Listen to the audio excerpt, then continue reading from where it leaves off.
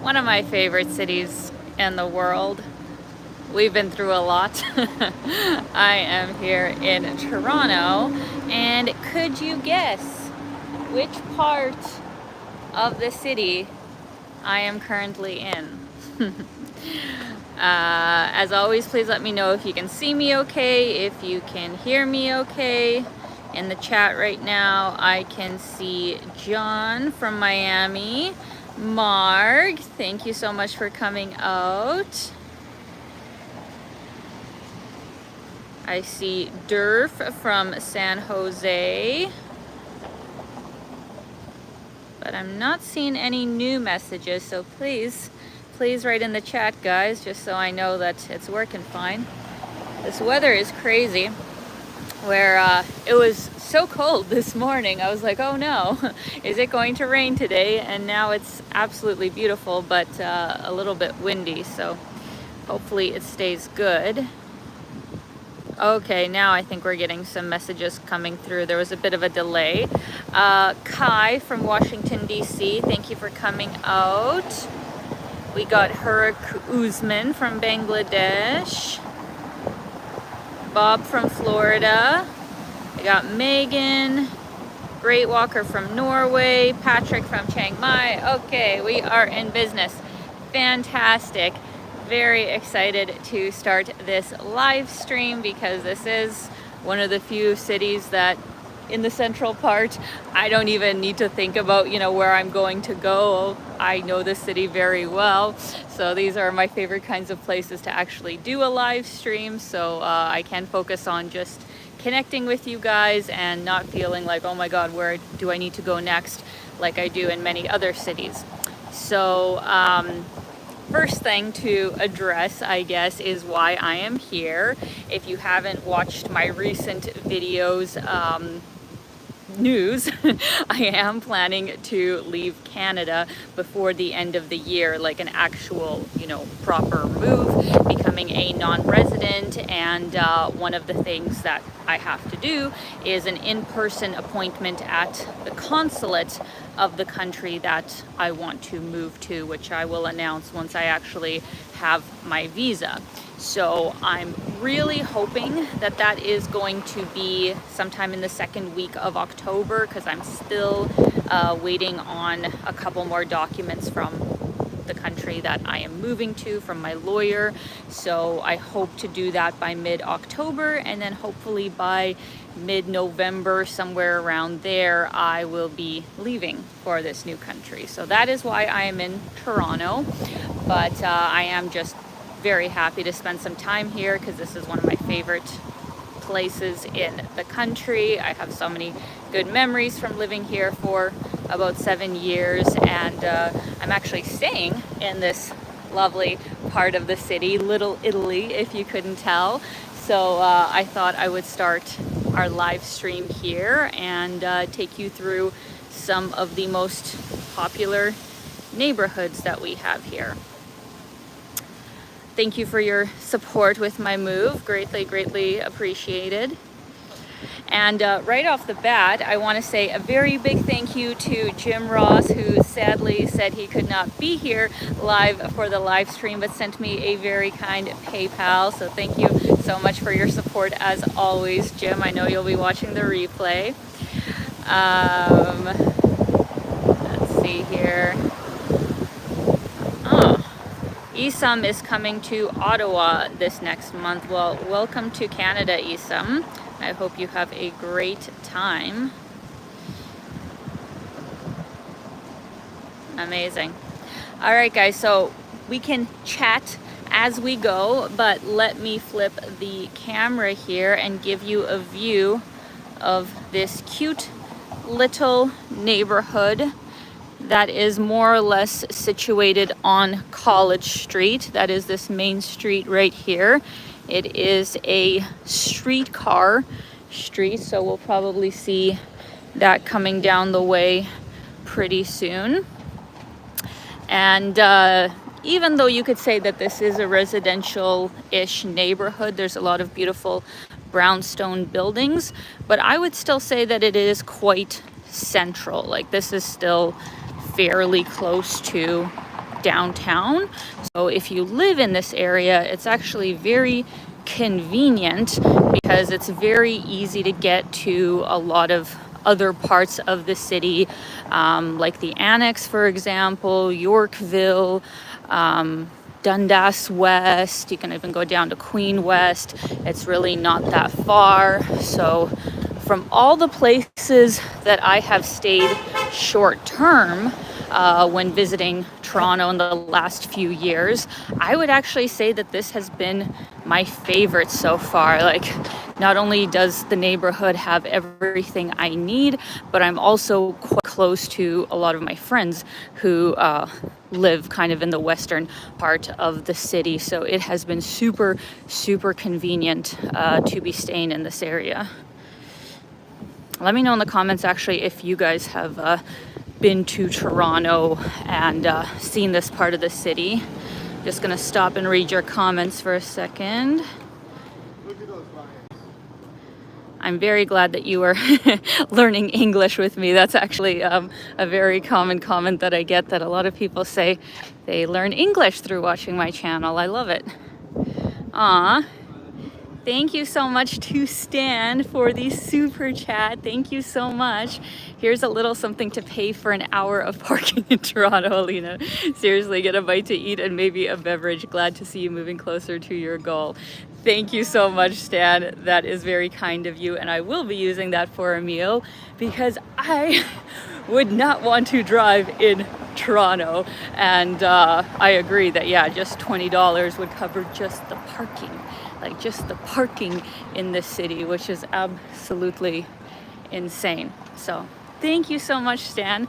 I hope you are doing well. And yeah, thank you for coming out as always. I was actually going to say something on the topic of having a car. Oh, kind of, you know, I don't want to be negative, obviously, in this stream. My goal through this stream was to actually tell you guys that I've gotten a more positive impression of Toronto this time around than I did last year. And I'll tell you guys about that once we get to a certain district.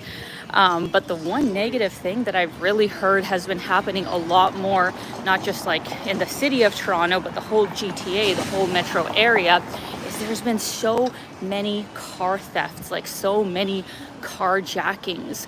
So personally, like, that would be something that I'd be really worried about if I was gonna get a car in Toronto, because apparently it's like really high numbers how much it has changed. So would not want to have a car here. If you haven't seen the streetcars, this is what our streetcars look like. They're quite nice, actually. I think they fully removed the old ones that were like, well, they weren't like electric-y powered or whatever, but all the streetcars I think have been changed over to these really nice, sleek looking ones. So that's how you can get up and down College Street.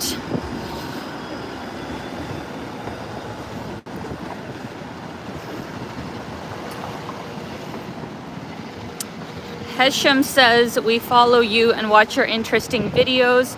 We are Canadian Egyptians about to retire. What months do you think we better to stay in Canada, and what months in Egypt?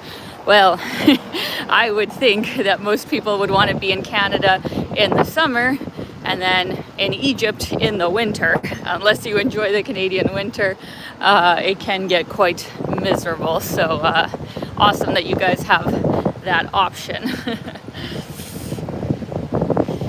This actually used to be, I hope you guys can hear me, it's a bit windy, but this used to actually be a really cool old movie theater, but now from my understanding, it can only be rented out for like private events, and the main part of the building is a bodega, which is kind of cool, but kind of sad that the old theater is no longer here.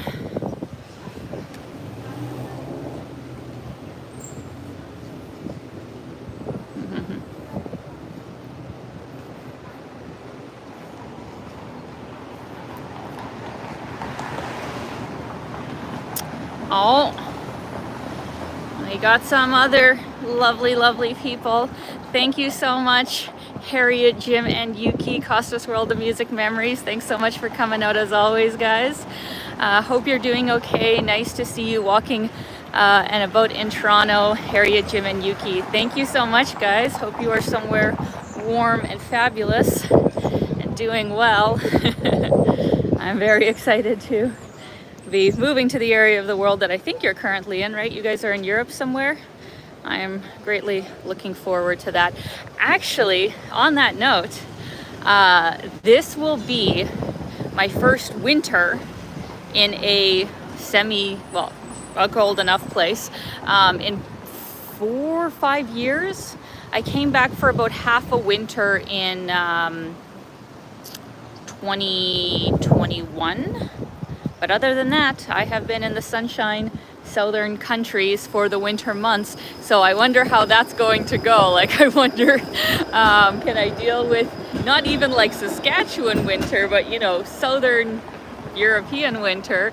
How will I deal with that? I don't even remember what it's like to be out in like -5, -10. I actually did already buy a coat because I didn't have one. I didn't have like a super warm coat, so I just got one on sale to get me ready for this temperature. But I'm gonna try and stick it out. I'm gonna try and spend the whole winter in Europe, and yeah, that will be different from my content. We will see how things go. Just to give you guys a little view here of, oh my goodness, the streets here. A lot of great little Italian restaurants in this area.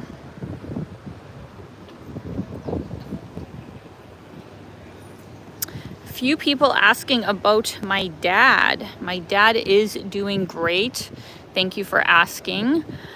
He is still in Saskatchewan. He's decided that he's not going to go anywhere warm either for this winter. He's just going to work and stay kind of in a house that his boss lets him use for free.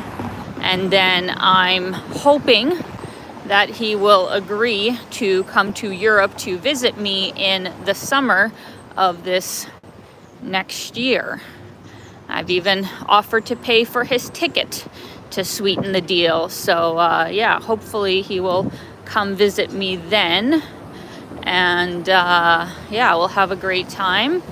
Because the thing is, once I do leave Canada before the end of the year, just to kind of establish that I am a non-resident, other than doing all the obvious things that I need to do paperwork and business wise, I think it would just probably be a good idea for me to maybe not come back to Canada the first year, you know, just stay out of the country for a whole year to really establish that, like, you know, this place that I'm moving to is now my residence, and then I'll probably come back the next year. So I probably will be in Europe all of next year unless something changes.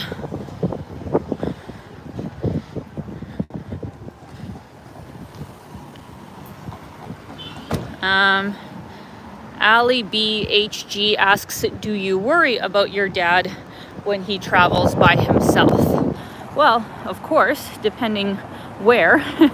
But when we were in, you know, Southeast Asia, and the first part of the trip we would travel together, so that's when I would kind of prep him on like how everything works, what to do. You know, that first year I had to teach him how Google Maps works. And it really took him a long time to get onto that, but thankfully he did. And yeah, you know, I got him all set up in Chiang Mai, which is where he basically spent most of his alone time. He didn't really go anywhere else by himself, so I knew that he was comfortable there, and you know, it's a safe place. So he did really well to be out there by himself, but once again, I kind of set him up for success, so it was all good. And yes, he does have the energy of a young man, Alex. I agree. He's 78 and he's doing great. So we have just 1 or 2 more blocks of Little Italy left. And I just wanted to mention that this part of the city, like many other districts, like, you know, Chinatown or Koreatown, they always have awesome cultural, like, street festivals at some point within the summer. So on some weekend, I don't know exactly when it is every year, but they shut down basically, you know, a good chunk of this street. It's all pedestrian, there's like live music, all the restaurants get patios out, and it is just such a fun time. So if you come to Toronto in the summertime, oh my gosh, there are so many great festivals going on. Like, make sure you look ahead of time, you know, what night is what, because it's so much fun to check out all the cultural districts in the summer. Quick place that I wanted to give a special mention to, this place, I hope I'm pronouncing it correctly, but it's called Liu, I'm not sure, but they have super good Turkish coffee if you're into that, and you know, all the different kinds of like baklava treats and stuff, like really good stuff. I was in here the other day, and it's a new business as far as I know. I didn't see it here last time I was here. Pistachio latte, that would be really good. So if you're looking for a taste of Turkey, definitely check it out.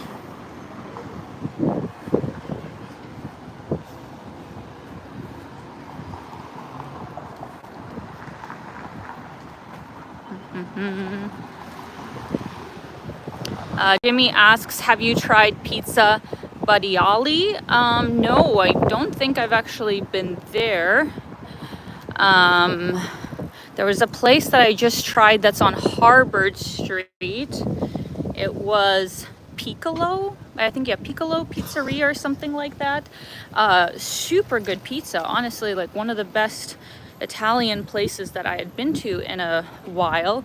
And funny enough, me and my friend, we were like having dinner on the patio, and like halfway through our meal, there were raccoons that like encircled the patio, and I swear I thought they were just gonna like jump down and just like eat all of our food, but thankfully they didn't. But yeah, I'd never seen raccoons at a restaurant before, so that was an experience. They are everywhere here in Toronto. They are the unofficial mascot of the city, the trash pandas. So don't be surprised if you see them scurrying around the dark alleys of the streets. Better than skunks, right? Better than skunks. There's a few really cute restaurants and patios here. I actually don't know the name of this place, but it's, oh yeah, Bar Raval. Actually, I have been here a long time ago, but I was here. This place is always full in the evenings. Really popular place. Really good Mexican place, La Carnita, right here. And of course we have the LCBO, basically the privatized liquor board here in Ontario. It's very difficult to open like private liquor stores in this province for whatever reason, so you more or less have to go to the LCBO wine rack, or I guess I think it's Superstore. No, it's not Superstore. Loblaws, I think, has a liquor license now, and they sell alcohol, but nobody else. Nobody else can sell alcohol. Here's another Toronto classic, Snakes and Lattes. Great place to go for board games and drinks, and a little bit of a restaurant, so that's a great place to go. Can you guys let me know if that wind is like really loud for you? I can't tell what it sounds like for you, but I keep walking in and out of these like bursts of wind.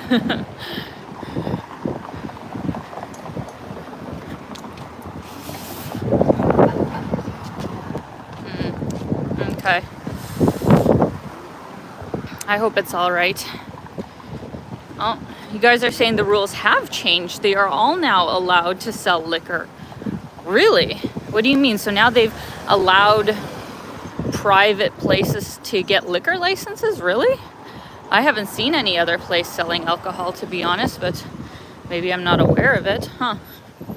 Well, it used to be that way when I lived here, so I am not totally up on everything that is going on here. Oh my goodness. Oh my goodness, one of my very lovely friends, Shigeru, thank you so much for coming out, and thank you for the super chat. Hello Alina from Tokyo. Wish everything is going to be okay and enjoy your new life to the fullest in 2025. I do my best to keep watching your live stream while my eyes are open. Thank you so much, Shigeru. As always, really appreciate your support and hope you are doing well. I'm missing Tokyo and Japan in general. I'd love to get back sometime soon, but you know, probably will be at least a year as I get settled in Europe. But the nice thing actually about the place that I've chosen is, you know, they have some direct flights to Dubai and to Istanbul, so there's a lot of direct flights from there to, like, you know, Tokyo or Bangkok or something. It's actually, you know, pretty convenient as far as being in Europe goes. So we'll definitely be back to Japan sometime soon. So thank you so much for the super chat as always. Gonna flip the screen here.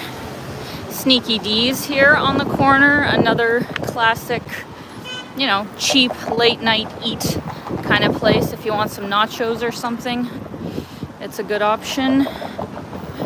Across the street, I don't know if you'll really be able to see it, but if you're looking for really good coffee for actually a pretty reasonable price, I really like Manic Coffee, and it's like a cute little coffee shop to sit in as well, because right on the corner somewhere here there's a Starbucks, and I mean, it's fine obviously, but like, why would you support Starbucks instead of like a nice local business? And also the coffee's cheaper in this local business, and it's even better than Starbucks. So if you're down here, don't go to Starbucks, go to Manic Coffee.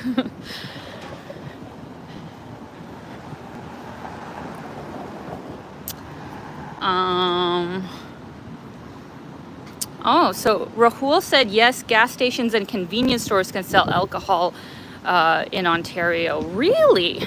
Well, that is news to me. I assume that must have just happened, because yeah, I didn't hear anything about that. That's interesting. I mean, good. They shouldn't be able to just like privatize things, I guess. Interesting.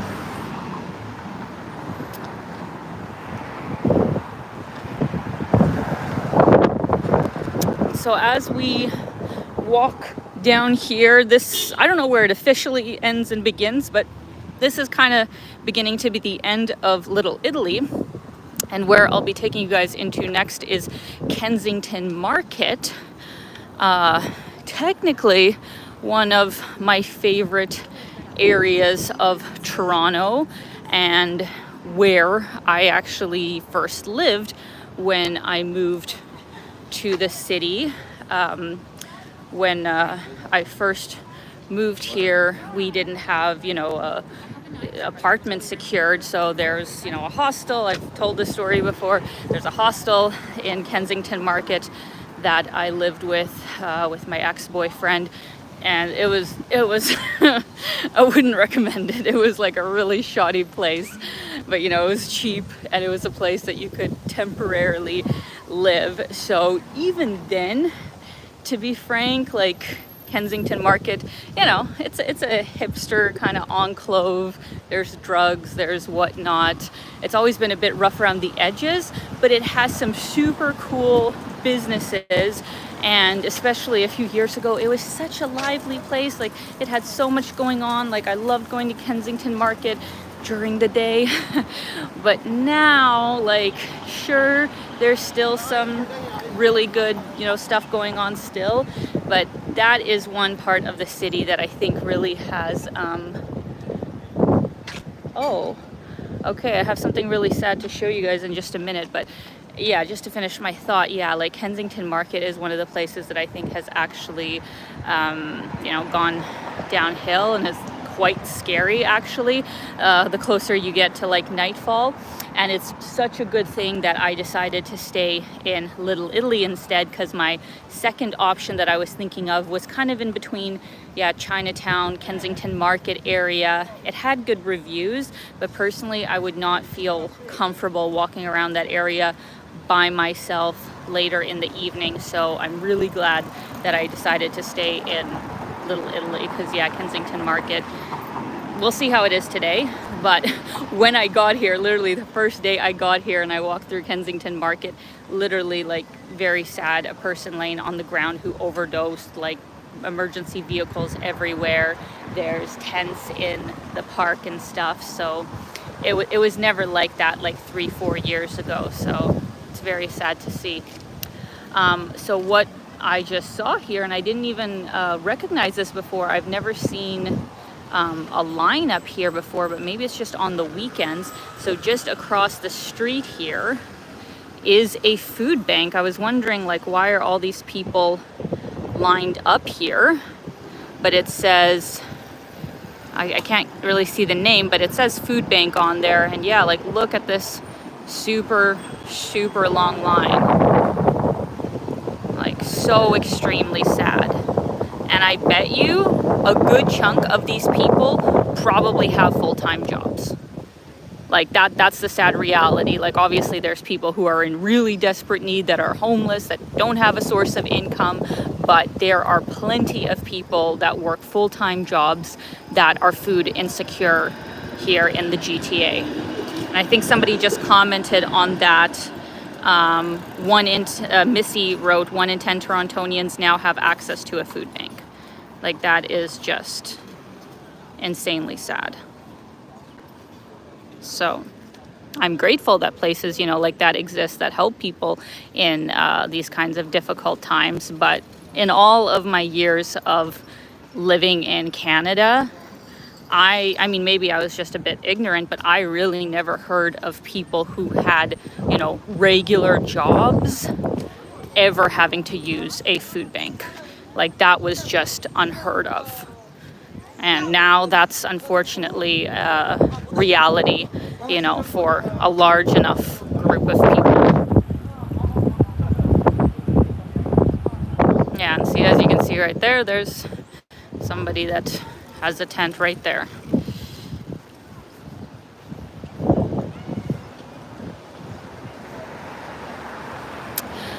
Speaking of rent, though, as I was preparing for our walk and talk today, I was quite surprised. I'm not saying that, oh, this is great news, because it's still absolutely ridiculous.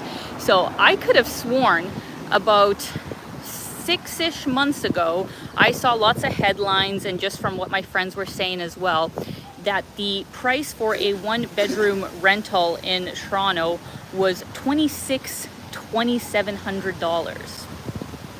Right?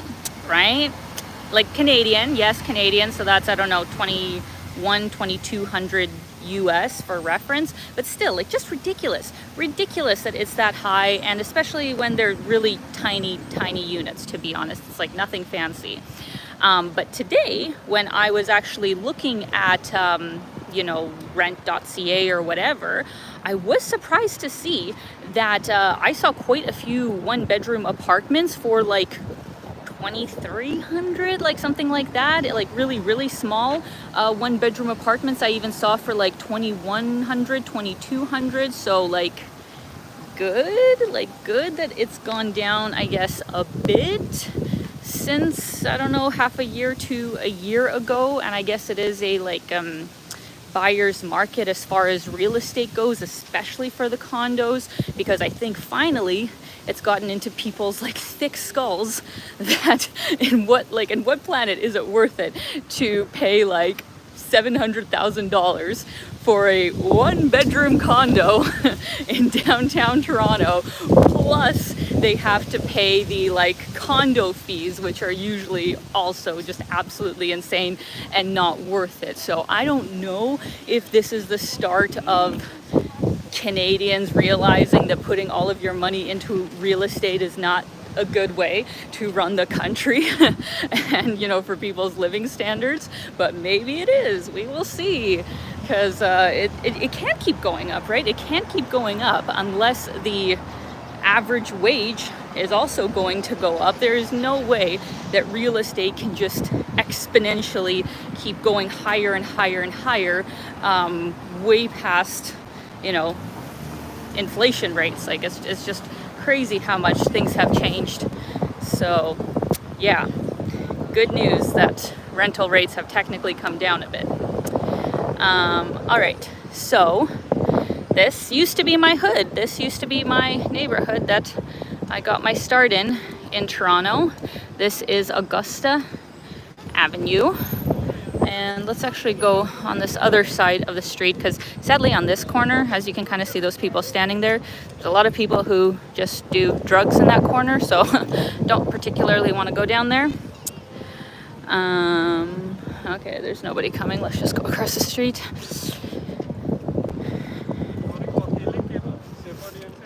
So this, the building with the green kind of turf, is yeah, where it's still a hostel. It's the same Sun Hostel now, but it was under another name. I can't even actually remember the name, but this was the place that I first lived in Toronto when we moved.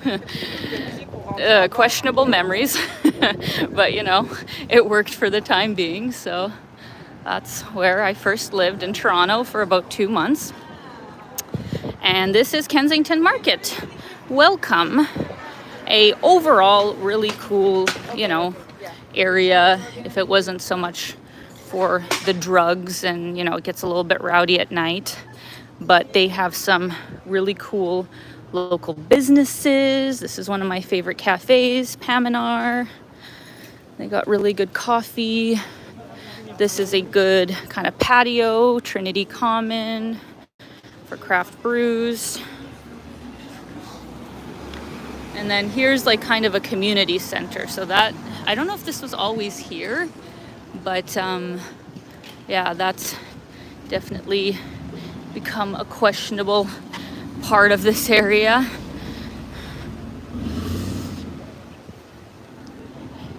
Just reading your comments here, guys.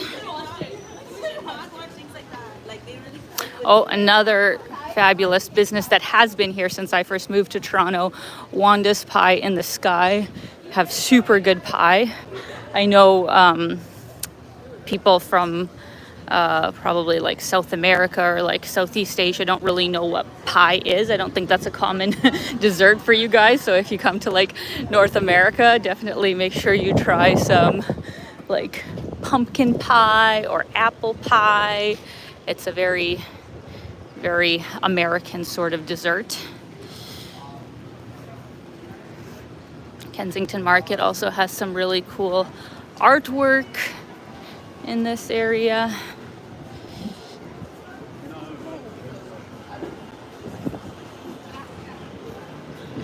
It's actually pretty nice this morning.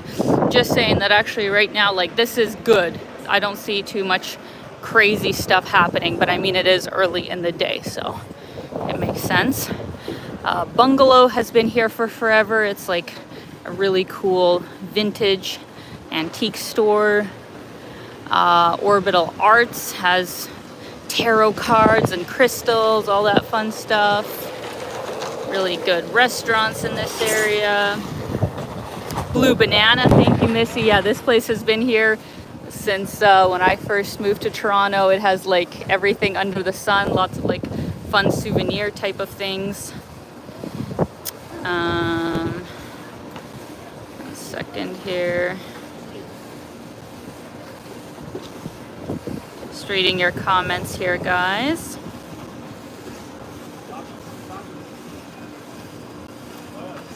Oh, thank you so much for your comment to Sandy a ways back. Thank you very much.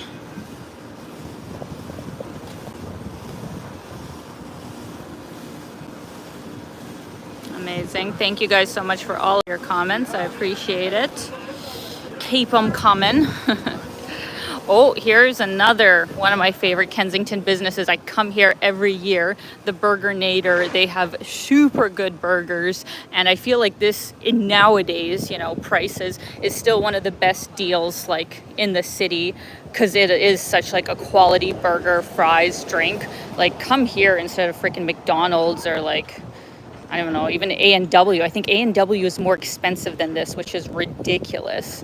So yeah, if you're looking for a great burger place, I would absolutely recommend it. Bunners, really good if you're looking for awesome vegan sweets. Dolce on the corner has really good gelato.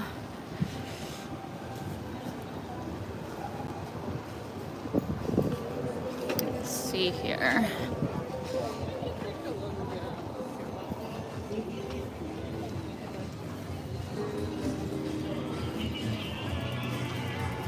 There was one place that was my favorite, but it's been closed now for a few years. Maybe some of you who are from Toronto remember it.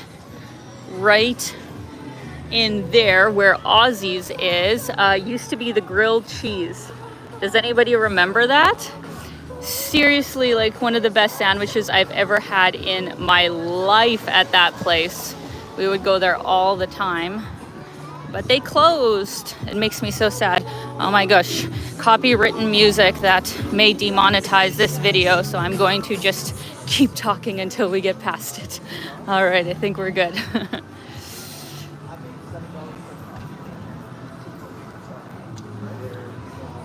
Oh yes, the Segovia and Parola supermarket coming up. Yeah, those places are great as well. Utu asks, have you been to any Tibetan restaurants near Jameson and Queen Street? I have, absolutely. I have been to the Momo places there, and it is so, so good. Like, that is one of my favorite things about Toronto, is that there are just such diverse neighborhoods in this city. And as I said in my last video, I feel like the food scene here is so underrated. Like, sure, it's maybe not like the Michelin star kind of like restaurants that, let's say, I think it's still Tokyo that has the most Michelin star restaurants of any city, which makes sense. They 100% deserve it. You know, Singapore obviously has a lot too. So no, Toronto's not that kind of food scene, but as far as like diversity and also like good budget eats, like you can go to so many great restaurants for not that much money here in Toronto. And I feel like that's such an underrated quality of a city, you know, a city's food scene, I mean to say. So yeah, I always love coming to Toronto to try out all the different restaurants, and I think it has a lot to offer. So second. Okay, so we're coming to the end of Augusta fairly soon, but as you can see in the park right in front of us, this is another sad thing that has happened in Kensington Market. Like a few years ago, like I said, there were no tents. There was, you know, not at all the same level of problems that we have now, but I think there's at least 20 to 30 tents in this park now, and yeah, I would not recommend coming here at night. So that is unfortunately a recent happening. And like the crazy part is, like, how in the world, you know, are these people going to survive in the winter, right? Like in the winter, in -5 or even -10, and sometimes it gets even colder. Like, how in the world are these poor people going to survive in those kinds of temperatures? There's no sleeping bag, I don't think, that can properly insulate you for that. So I don't know. I hope they're going to have some kind of mass shelters by that point that people can sleep in when it's that cold, because there's no way that you can stay out on the street in those kinds of temperatures.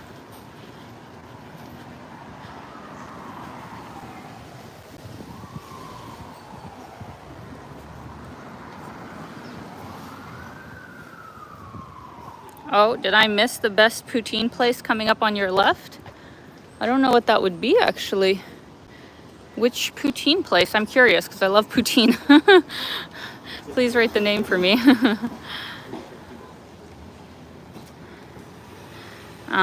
Terry says if they get propane heaters, the number of fires will be massive. Yeah, no, that's a huge problem.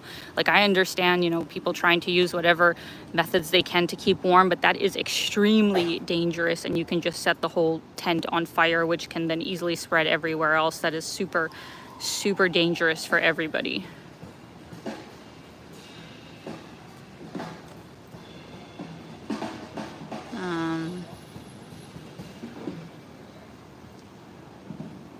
World's Edge, can't remember the place, but there's a sign that says, well, voted best food. Okay, voted. Okay, if it's actually voted, maybe. Interesting. I will have to keep an eye out for that. Got some more cool street art here.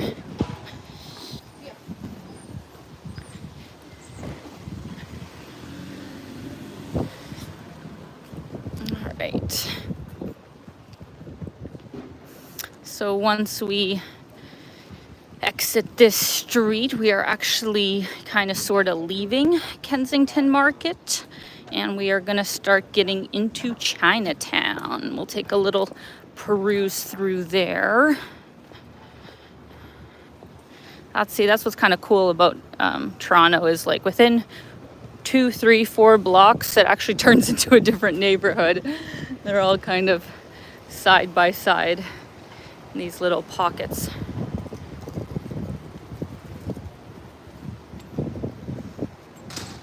Thank you so much, Johan, or Johan, not exactly sure how to pronounce your name, but hello from Sweden. Amazing.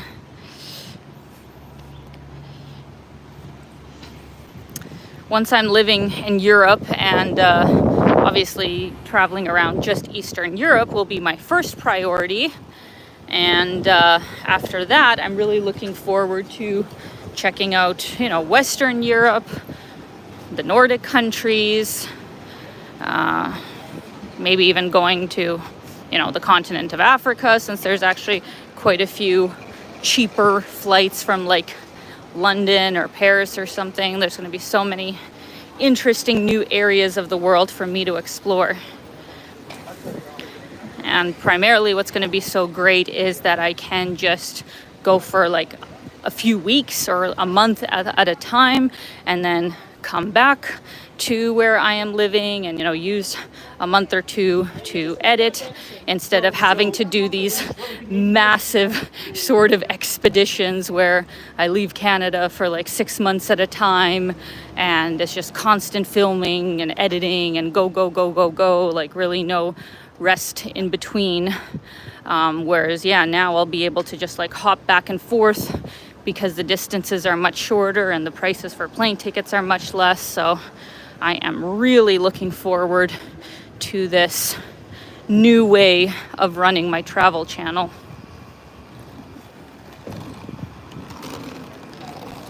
Capo says, come to Scandinavia, Helsinki, Stockholm, Oslo. Oh, I absolutely will. Though I'll need to get it sponsored, because I'm sorry, but I thought Canada was expensive, which it is, but I think you guys are more expensive than we are. So I cannot afford to travel for a month straight in Sweden on my own dime just yet. But if some nice hotels or tour companies want to sponsor me, absolutely, I will go.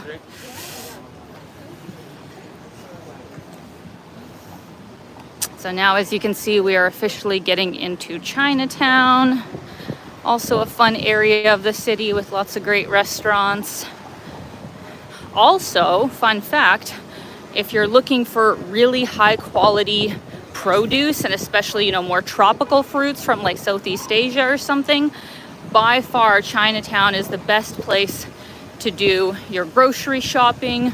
There are so many great little stores where you can get produce for like 30% less than the big box sort of stores, and the quality is honestly a lot better. So Chinatown's actually a great place to go for grocery shopping.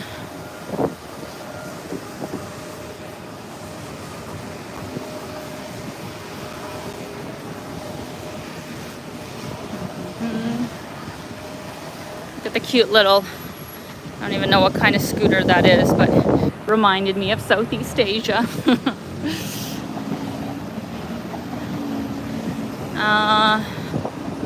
Let's actually stay on this side of the street.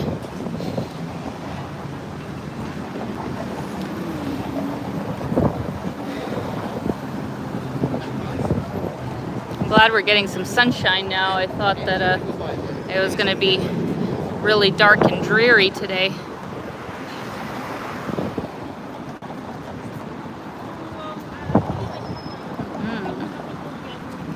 Thank you for the suggestions of where to travel, guys. Giving me some good ideas. All right.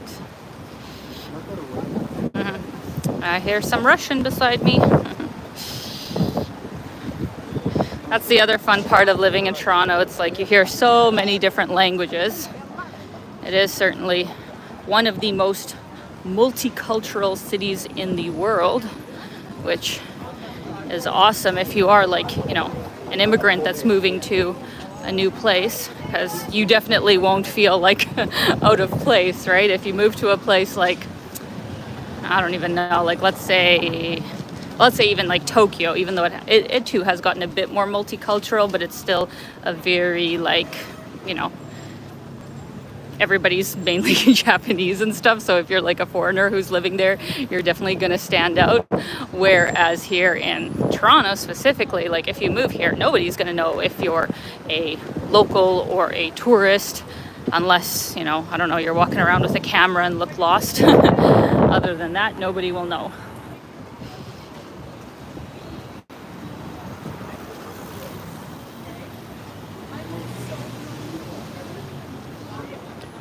Boom Shakalaka asks, have you ever thought about traveling around the US? Much cheaper than Europe. I mean, I would love to, for sure. There's so many places in the US that I would love to visit. But to be honest, like it's also very expensive overall if I'm funding all my own travel. So I would have to have some sponsorships at this point. But yeah, maybe as my channel keeps making more and more money, then maybe I'll be able to do like a road trip or something around the US. That would be super cool. The nice thing, see, about traveling Europe is I can just take like a 3, 4, 5 day trip to like, you know, okay, an expensive part of Western Europe or something, and then come back home. And, you know, 5 days isn't too expensive usually.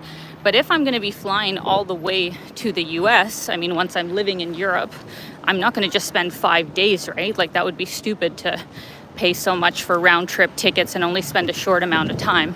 If I'm going to be doing a US trip, it's probably going to be a big thing, and that will require a lot of money. So yeah, we'll see in the future maybe.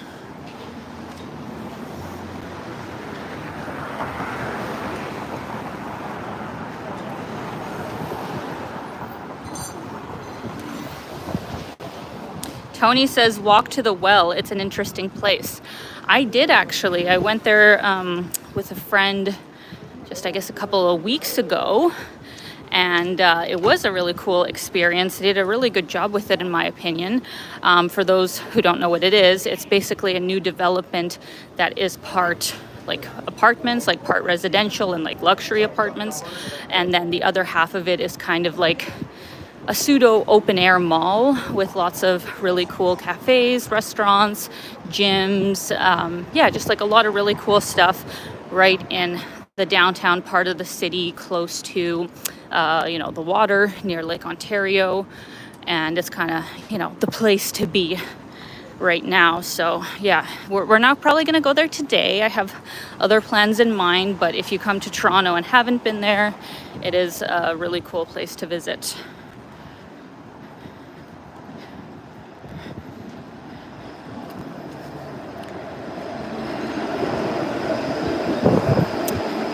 Coming up here just in front of us, the big glass kind of oval building, I don't know exactly what shape it is, coming up is the AGO, the Art Gallery of Ontario.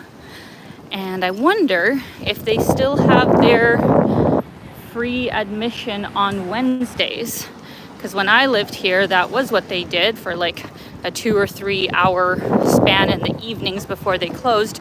They had free admission, which is, you know, so cool and so generous of them, so everybody can enjoy the beautiful art for free. So don't quote me that they're still doing that, but back when I lived here, they did that, and we would go quite a few times.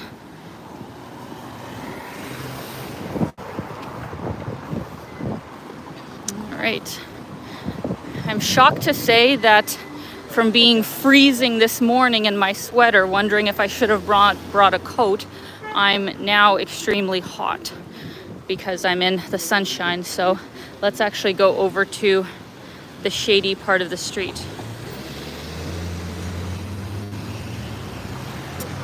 Thank you so much to Costas World of Music Memories for the super chat. We would love to host you here in Virginia. Thank you so much, guys. That would be amazing.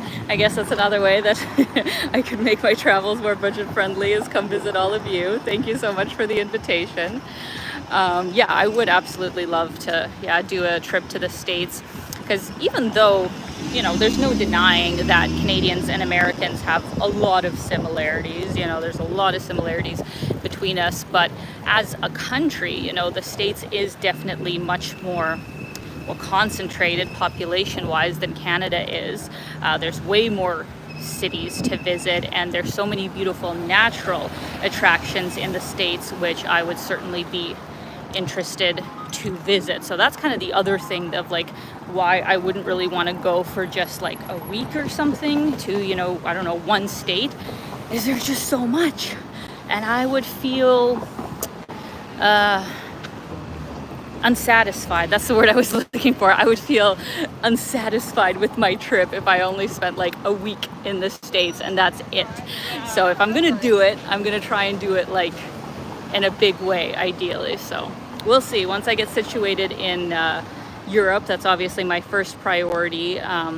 But yeah, would love to do a trip to the States. Thank you, David, for sharing. Admission to the AGO is free on the first Wednesday of each month between 6 to 9 p.m. Maybe it was actually always like that. I thought every Wednesday was free, but maybe it actually has always been that only the first Wednesday of each month it is free. So thank you for clarifying. All right, friends. There we are on the side of the AGO. And we will walk in the shady part of the street because I have a merino wool sweater on and it's a little bit too good at keeping me toasty in this weather.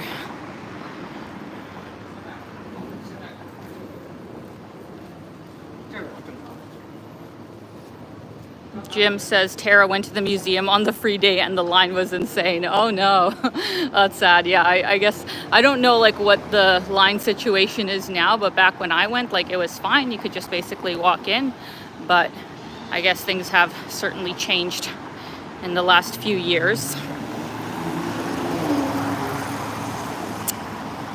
Oh, thank you very much to Rod for the comment. Alina, welcome back to the 6. I'm only 40 minutes away by the Via. I enjoy Toronto every time I'm there. Do you plan on paying a little more attention to the coast of the country, West Coast, East Coast?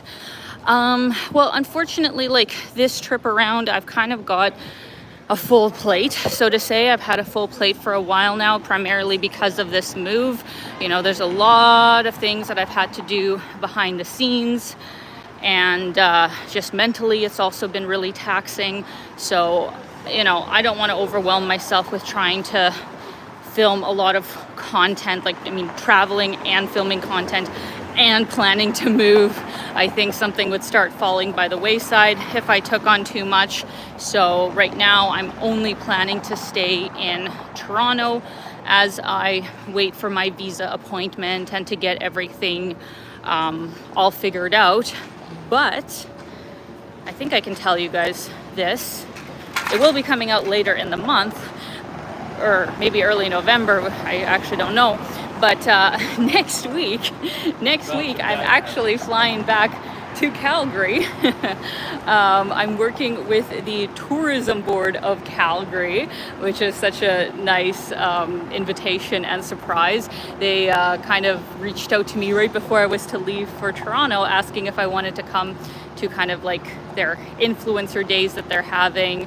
And I said, you know, I'm going to be in Toronto these dates, so I'm not sure it would really work. But they were like, no, like we'll cover all of your expenses. You know, it's a paid gig. Like we would love to have you.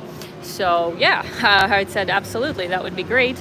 And I'm going to be flying back down there for 3 days and then coming back here to Toronto. So that's the trip that I'll be doing. And once I submit my visa here in Toronto, I'll be flying again to Calgary because obviously I have to pack up all of my stuff. And once I actually get the go-ahead that I'm approved for the visa, then it's really go time, where I have to do so many things to basically become a non-resident, like having an appointment with my bank, you know, calling Service Canada, filling out forms for the CRA, shipping stuff, you know, to the place that I'm going to move to, getting rid of a lot of stuff, booking my plane ticket to go, and then, you know, trying to find an apartment once I get there. So it's like my plate is full, to be honest. So I hope you guys, you know, don't mind that. Obviously, I've done Toronto content before, but I'm doing Toronto content again because I just have to be here for this point in time. Thank you so much for the support. I really do appreciate it. Gonna flip here, guys.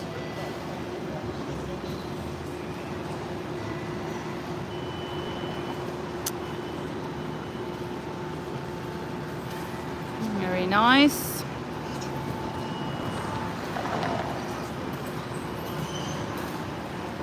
Oh, thank you so much to Manta. Hey Alina, I've been watching you for 3 years now. Love your content, so well researched and diverse. Greetings from London. Thank you so much. That is very kind of you. I'm not sure how to answer this question, Chief Enim Claw. How are the jails in Toronto? I would not know, thankfully.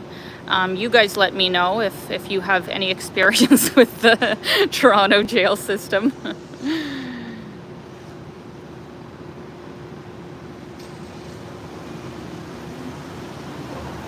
All right, I'm a little bit more cooled off now, so let us keep on walking.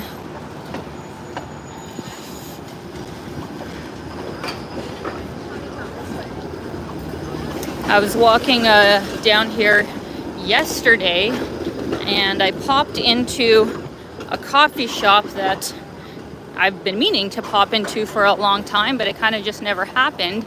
And it ended up being super, super good. It's just up here. I'll point it out in a second. It's called The Library. And I got their iced latte, and it was super good. Very impressed. Not really much seating to like actually sit in there, but if you were gonna get a latte to go, or maybe it's closed today. But yeah, this place. Oh no, it is open. Yeah. Really great place.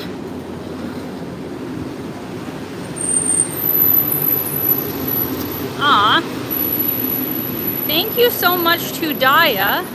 Loved your guides of Sri Lanka. I bought your guide, my Google Maps travel guide, for anybody who doesn't know what it is. Thank you so much, Daya. I really appreciate that. Just wanted to make a comment on that comment for anybody who is coming to Toronto. I have started to make these like Google Map travel guides, and I've only done it on places that I feel like, you know, I know fairly well. Toronto, having lived here for 7 years, is obviously one of them. So if you buy it, and it's 20 Canadian dollars, 15 US on my website, link in the description, you get a PDF of, you know, an introduction to the city, some, you know, recommendations and such. But what the main product is a link that allows you to download this sort of cast that goes onto your Google Maps app that then has all of the pins of all of my favorite places in Toronto. So like all my favorite restaurants, all my favorite cafes, some obvious mentions like the main attractions of the city, some main, shopping places, some lesser known gems that only locals would know. All of that is on there. So a great way to be able to explore the city, in my opinion. If you're here for the first time or just want some recommendations, it's already like right on your phone. You don't have to have, like a book or a travel guide or something to flip through and then put it into your phone. Like, it's already on there. So for anybody interested, that is on my website, and I have one for Bangkok and I also have one for Bali. So that is my pitch.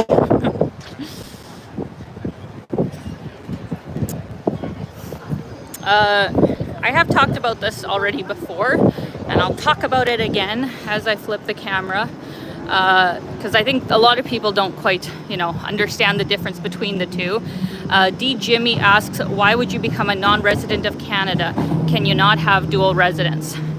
So there's a very big difference between citizenship and residency. First of all, I am not giving up my Canadian citizenship. I am always a Canadian citizen unless I renounce it for some crazy, ridiculous reason, which I don't ever see happening. So I can always come back. Like, if I ever choose to come back, it's honestly not that difficult to get things restarted. It's fine. Residence just means is like, where do you actually have a home?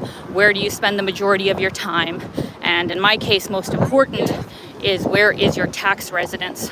Which I don't want to have in Canada anymore if I'm not using the social services here, right? Like, that's a big reason of why I'm moving, is because with my job, I barely spend any time here.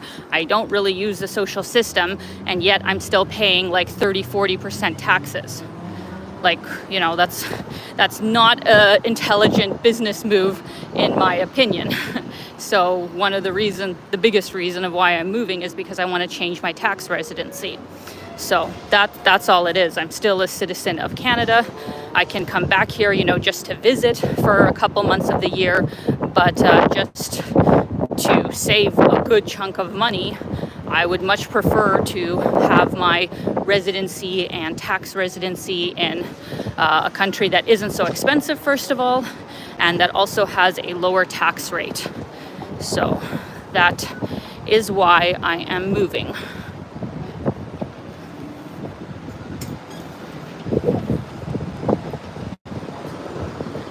Let's see here. So this isn't, I don't think this area of the city is still like Chinatown, but this area also has some really great like Asian restaurants, some really good bubble tea shops here on Dundas. I actually really like finding places to eat on this street.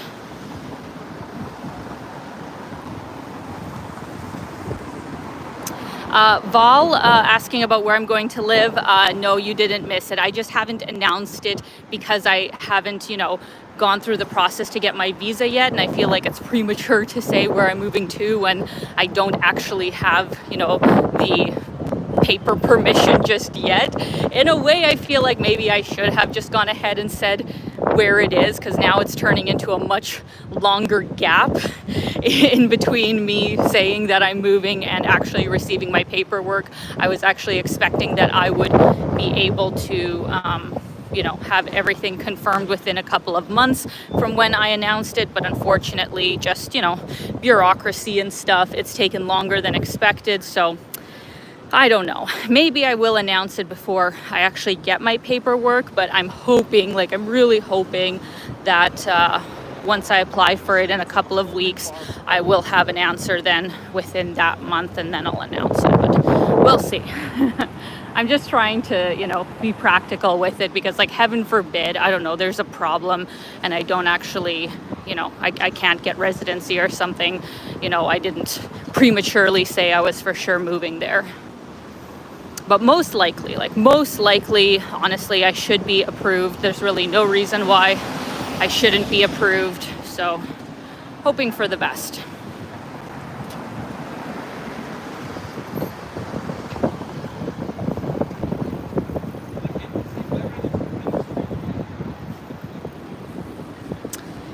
Thank you so much. Costas World of Music Memories. Thank you for the super chat once again.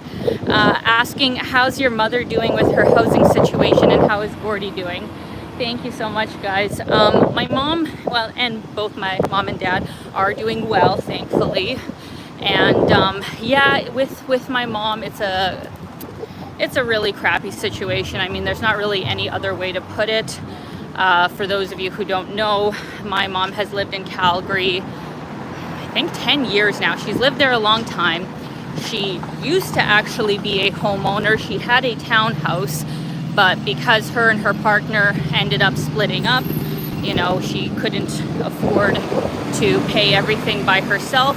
So she ended up having to sell it, and she moved into a 1-bedroom apartment, which just 3 years ago was super reasonably priced. I think she said it started at like $1,200. Like $1,200, that was the rent for a really nice 1-bedroom apartment in Calgary. And it only went up like, you know, $50 a year up until this year. This year she got a $600 rent increase. Like insanity. And for those of you who also don't know, Alberta, the province where Calgary is, doesn't have rent control. And I know some people, you know, argue that, oh, that's the way to go because then it encourages, you know, building and it encourages investment. Like, I get where you're coming from, and in a way, like, I understand that philosophy too. But like, in what world would it be normal to try and justify, other than just pure greed, that you are going to jack up the rent by basically 30%, right?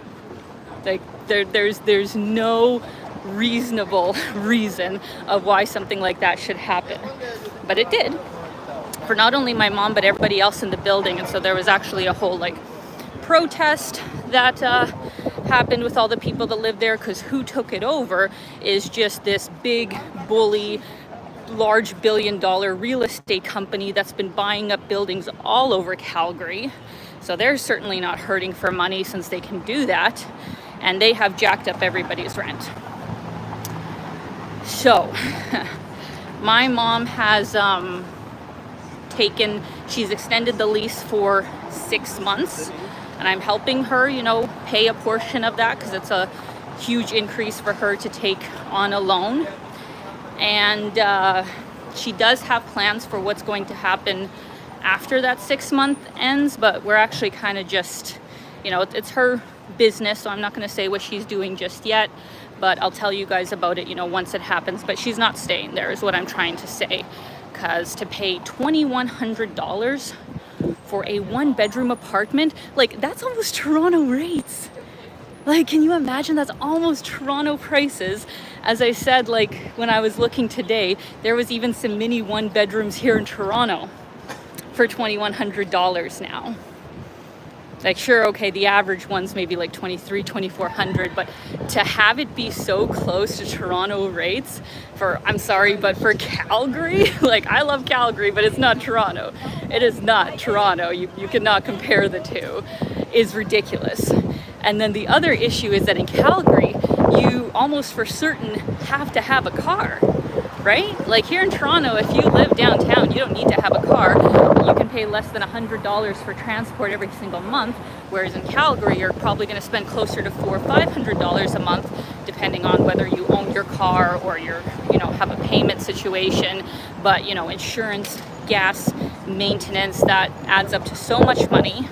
So in Toronto, in Calgary, not only are you paying now a super high rent, but you also have to have a car. Like, that's bullshit. Like, that's absolute bullshit and is not worth it, in my opinion.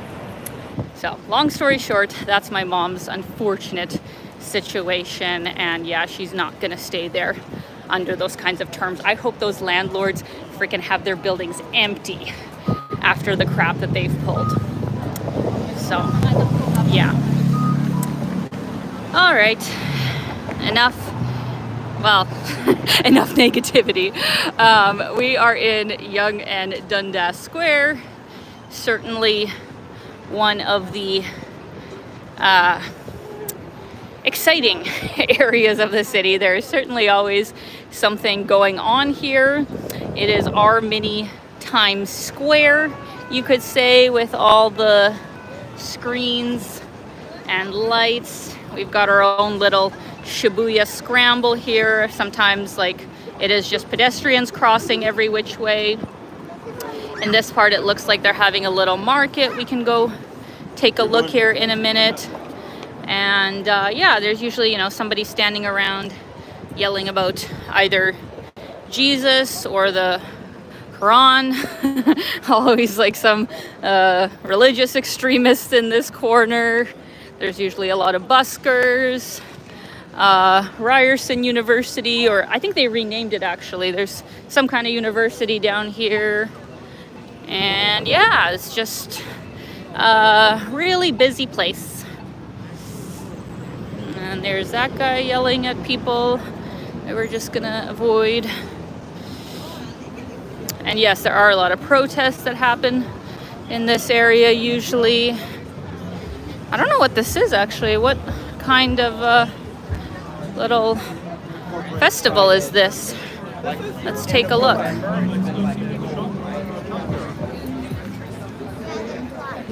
There's even a .com one. That looks really good. They got like tacos or something. Chilaquil.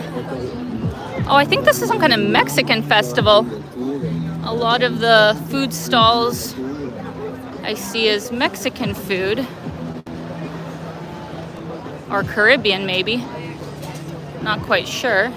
Oh, Latin American, that's what it is. Okay, this is great. Lovely. See, this is one of the great things about Toronto. Like, it's so nice to be able to, like, walk everywhere, and then there's just, like, a little festival going on, like, street food. I really love that. It looks like they're gonna have some kind of performances here later. Very nice. Just gonna read your comments here, guys.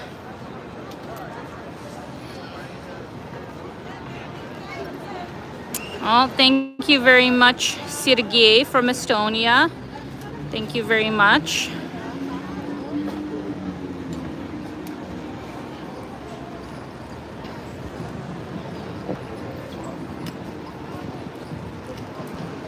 Fabulous. John says, check out Shake Shack, Alina. It's a must for TO walk-tubers.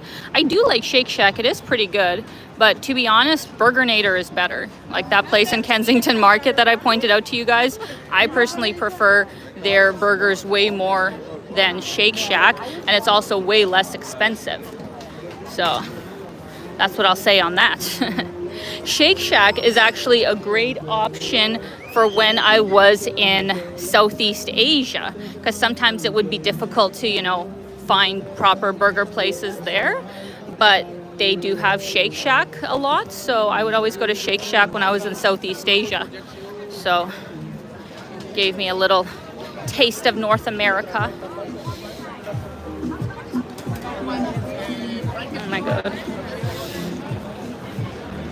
I just feel very uneasy when I'm around people that you can tell are obviously on drugs. It really makes me uncomfortable because, like, you don't know, you know, what kind of reality they're in. You don't know if they, like, are seeing things or, you know, the drugs make them do something or make them feel a certain kind of way. So we're not going to spend that much time in Yonge and Dundas Square because there's some people that are obviously not in their right minds.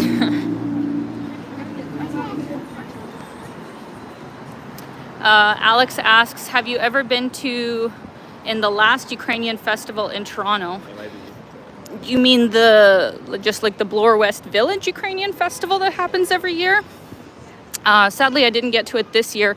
It happened, I think, the week before I got here, so sadly I wasn't in town, but I've been to it many years before. And it is always a really fun time.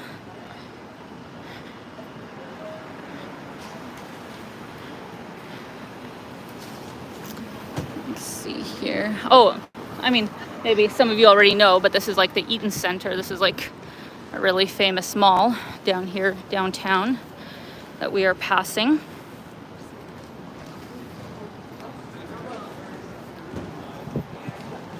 Oh, we got Trunel from Regina, a fellow Sasky. Welcome.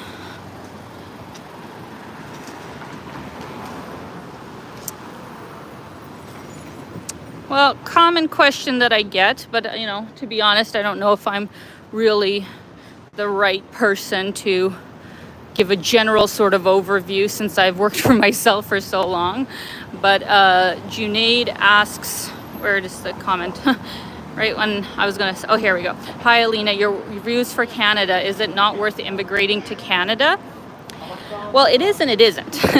It all depends on your personal circumstances, right? It depends the kind of situation that you're coming from and what your expectations are of Canada, like what kind of lifestyle you're looking for. And most important, two things most important in my opinion is number one, you know, how are you going to support yourself? Do you already have a good job lined up, or do you have enough savings to like comfortably live here? That's number one, honestly. Like if you don't have like money, Canada is not the easiest place to live in. Like, of course it's still better than many other places, but honestly I would say that that's like the biggest determinant, you know, the word I'm looking for, you know, that's going to determine probably how much you're going to enjoy your life here, is if you can actually, you know, support yourself to live a comfortable lifestyle. Second thing I would say is, do you think that you will be able to fit into the culture here? And do you also have, you know, friends that already live here? You know, as for me, even moving to the new place that I'm planning to live to, that was a big question that I had to ask myself, is I had to choose a place where I felt like I could easily integrate into the culture, where, you know, I hope the locals will be accepting of me, and, you know, I'll be able to make some great friends. So if all of your answers to those questions are overall, you know, positive, and you feel confident that this is a country that your values are the same and you can properly support yourself, then amazing. Absolutely, go for it. But I don't feel like Canada is just like the straight shooter that it used to be, that you're almost like guaranteed to have, you know, a comfortable and easy life if you immigrate here. Back when you could afford to live on minimum wage here in Toronto, like those days are gone. Those days are gone. You will be struggling if you only have a minimum wage job, or even, you know, a few dollars above that. So, you know, it really depends. Want to say a very big thank you for the super chat from Kayak. Cheers, Alina, great content. Thank you so much, Kayak. That is so generous of you. Thank you so much. I'm glad you've been enjoying the videos. It is my pleasure to bring them to you guys. I feel so lucky that I have such an amazing community here on YouTube, because, like, let's be frank, while of course I could find other ways to move abroad and, you know, be able to work remotely, of course I could do other things other than YouTube, but this channel, you know, this way of life has completely opened up so many opportunities for me in my life that I am so incredibly grateful for. Like, no, it has not been the easiest journey to get to where I am now, and no, I would not recommend YouTube as a way that you think you're going to like get rich and it's going to change your life for the better. I don't know if I would recommend it. You really have to be dedicated to it, and also, you know, be lucky. You know, at the end of the day, there is a certain element of luck that comes into it. So I am very grateful that I have been able to make this into a career, because it has just like completely opened up the opportunities of where I am able to go and what I am able to do, because I'm able to basically do my business anywhere with an internet connection. So that is just so cool. So thank you all so much for being a part of that. I would not be able to do it without you. So thank you. Everybody's wondering what I'm doing here, looking at the camera. All right, so we are continuing on here down Yonge Street, one of the longest streets in the world. We just passed Saks Fifth Avenue, which is also the Hudson Bay Company. There's a really cool restaurant that's technically my mom's name here on the corner. I've taken her here. It's called Alina. It's really great. And we're slowly getting into the financial district, like King Street. Bay Street and King Street is usually kind of the epicenter of it. We're not going to go down there. And also it is Saturday. I have another place that I am excited to take you guys to that I haven't been to in years. So I wonder if anybody can guess where that is going to be. Let's see here.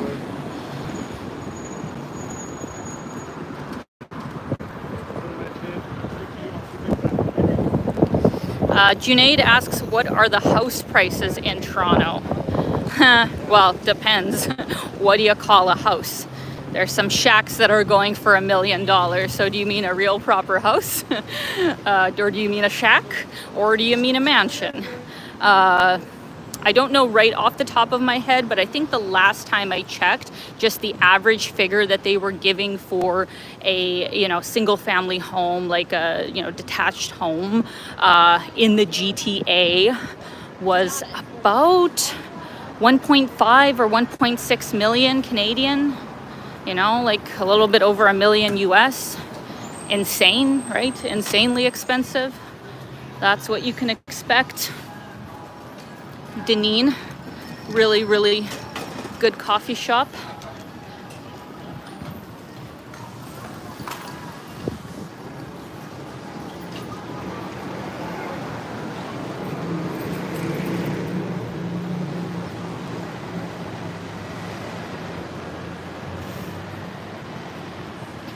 Oh, somebody did guess it. Somebody did guess where I'm going. Good job.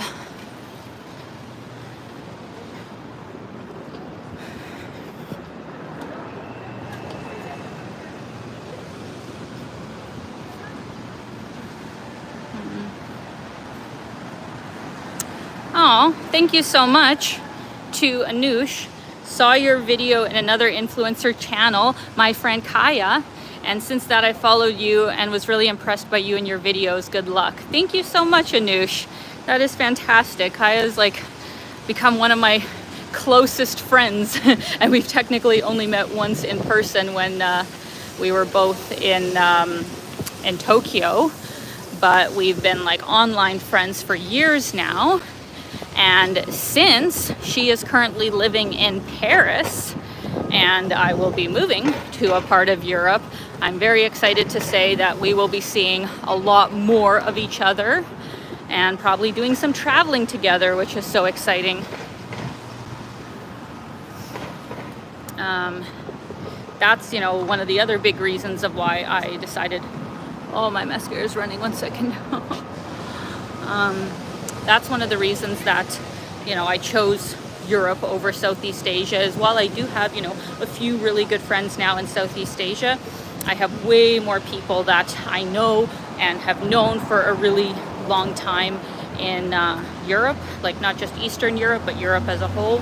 So I think that's, one of the best ways to integrate yourself into a new place is if you already at least know some people in the area. I think it would be really intimidating to move to a new place where you know nobody, right? You're just by yourself, no friends, no family, and especially if you've chosen a really different culture than the one that you're used to, I think it would be extremely challenging. And I know that that's the reality for what a lot of people have to do. I'm sure for so many Canadians, that have moved here from very different cultures by themselves, looking for, a path to prosperity and maybe even for their family back home. They're moving to a place that they really have no connections to. So I really feel for them. And, obviously I would do the same if I was in that kind of position. but at least in my scenario, I can move to a place where I have a few more social and like cultural connections. So while most likely there will still be some culture shock, it's not going to be that much culture shock, I don't think. It is not that different from where I originally come from, you could say. Just gonna give you a quick view here of King Street and Yonge Street. This is the financial district, kind of the start of it, as I mentioned before. Also a nice area. This is a really famous hotel, One King West. Really nice. We are going to go a little bit more south to Wellington Street. Actually, can I get around here is the question. Maybe I'll have to do a bit of a zigzag. We shall see. But this district, I know very, very well with my whole heart, because this is right around the area that I used to work in more recent times of when I lived in Toronto. I worked as a waitress at Sukhothai, and I will show you guys the restaurant as we pass it. And we might actually have to zigzag. Oh my God, speaking of places I used to work for Flight Centre, not in Toronto, but in Saskatoon. Terrible, terrible overall experience. Would not recommend. Yeah, we're gonna have to zigzag through here.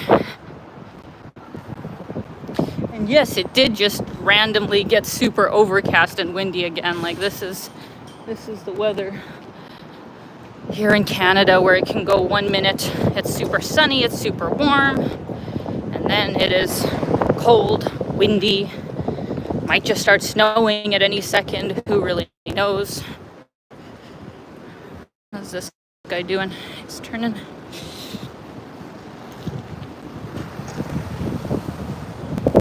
And yes, Juliet, there is construction everywhere. Welcome to Toronto, the city that just wants to do all of their construction projects at once and not finish them for years at a time.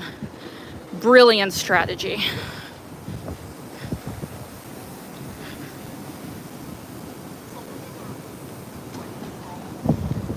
All right, let's go around this way. Oh my goodness, that wind is back with a vengeance. Oh really, AJ says Flight Centre is shut down. I haven't seen it in 5 years. Really? Why would the poster board still be up there? I did hear that they closed some locations, and obviously one of the reasons why I say I hated working there is because they literally did illegal things.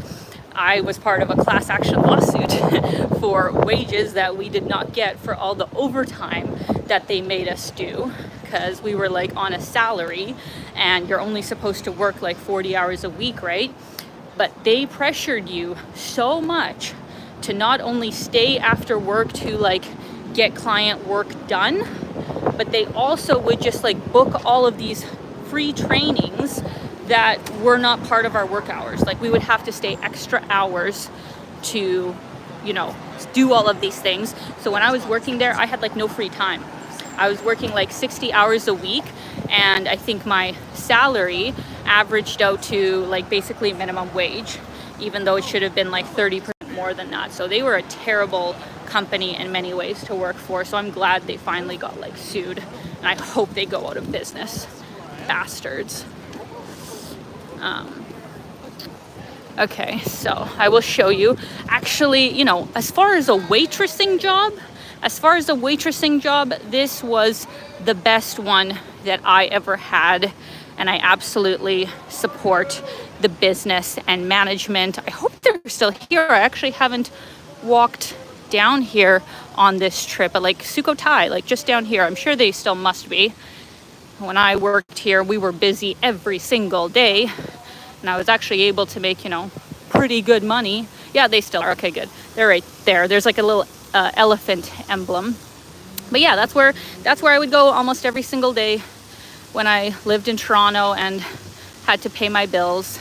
Yeah, as far as like a waitressing job goes, they were the best that I've had. Management was lovely. They took really good care of us. They were super flexible, you know, with me having all my auditions. I would just randomly go away for months of the time and I'd still have a job when I would come back. So, you know, if you're looking for a waitressing job in the city, I hope it's still as good as when I was there. But yeah, I will always love Sukhothai and be grateful to them for supporting my time in Toronto. So even though I don't want to ever waitress ever again, it was an opportunity at the time that I was super, super grateful for. Here is a super cute dog fountain. This was, I think, built in the last few years before I moved out of Toronto. I like it. Really, really cute.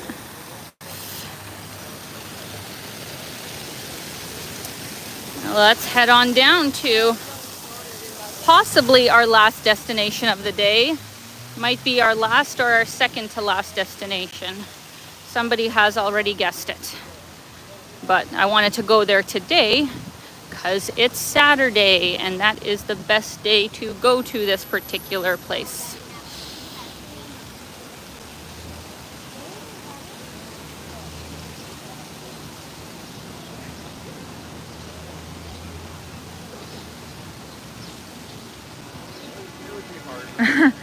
AJ says, I applied to Flight Center in 2016, but it didn't seem like a good fit, so I left.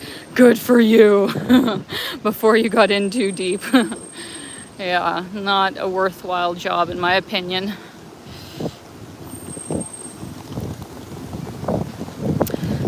Good question from Mish.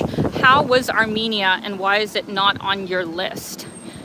Actually, I would say that Armenia is like an up and coming country that I think is going to see a lot more immigration, especially, you know, from other, you know, post-Soviet countries, you know, with the war going on from Russia and Ukraine. I think they've already gotten a lot more immigrants from those countries. But as far as why I didn't choose it, I just liked, you know, some other places in Eastern Europe better than Yerevan, because obviously if I was going to live in Armenia, I would live in Yerevan. And while I did like it, it just, you know, didn't stack up to the other places. Plus, also very important that their airport is not as well connected for the places I want as the other destinations that I had in Eastern Europe. So for that and, you know, many other reasons is why it wasn't the right fit. But I do see Armenia becoming a much more popular destination. Let's see here.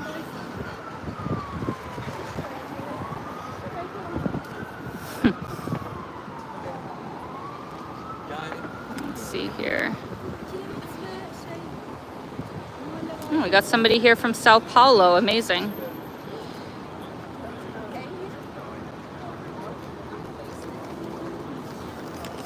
All right, across the street. All right, well, quite a few people have already guessed it, where I am going to.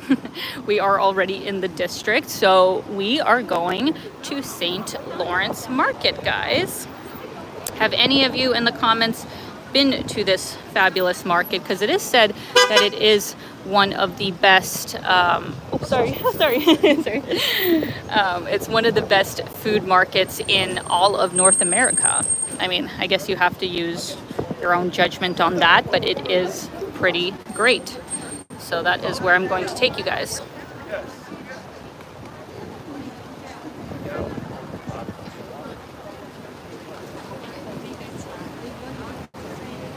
Oh my gosh, we're already in an hour and a half on here. This is quite a long live stream. Funny, somebody in the comments, Manaphoric says, I miss food in Singapore hawker centers. Well, so do I. But funny that you said the word hawker center. I guess this is actually as close to a kind of sort of hawker center as you could get in Canada, though it's mainly a farmer's market. It is mainly groceries, but there are a few like little food stall places as well. So this is the Canadian version of a hawker center.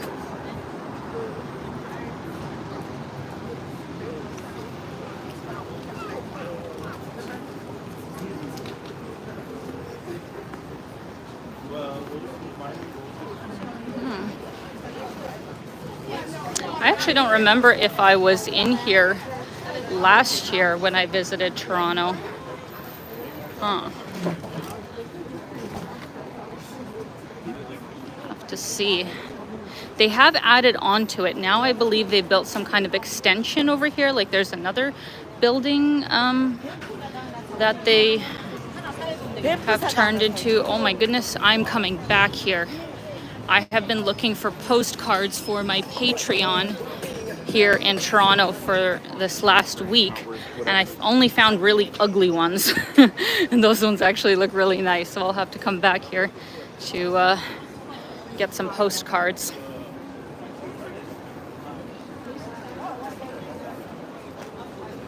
Oh my goodness.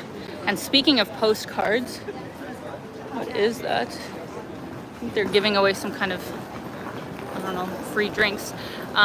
Speaking of postcards, once I'm in Europe, guys, I would highly recommend joining my Patreon club, because there are going to be so many good postcards coming out of Europe.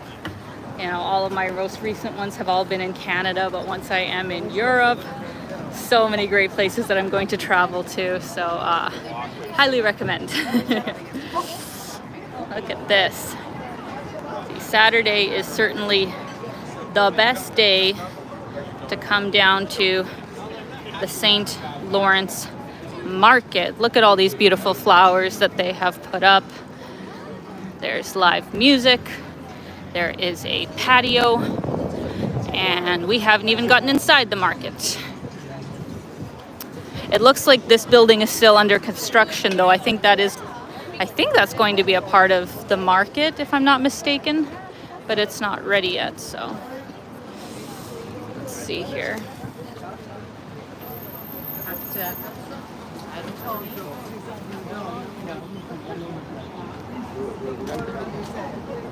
All right, let's take a look.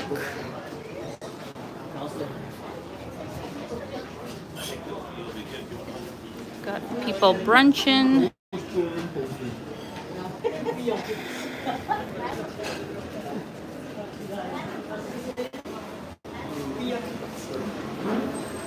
Oh my gosh, it smells so good in here, guys. It smells like so many different things. There is the smell of meat, of bread, of combined, because right there we have a beautiful fresh bakery. We've got some, I'm pretty sure all of this meat is like local, you know, all local farmers. Most of the items in this market are all from Ontario, which is amazing. Ontario's finest sweet corn. Obviously the mangoes aren't going to be from here. Cute little flower shop. So much good stuff. And, you know, the prices are kind of hit and miss, because like one could argue, you know, $4 per pound for Brussels sprouts is quite expensive, or like 4 pieces of corn for $5.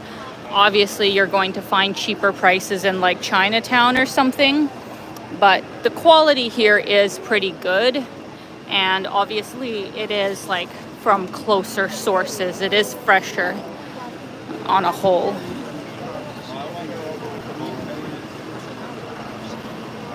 Oh my god, the peaches are $7.99, $8 a pound. That's like, I guess, I don't know, $5-6 US for a pound. So maybe like what, 2 or 3 peaches.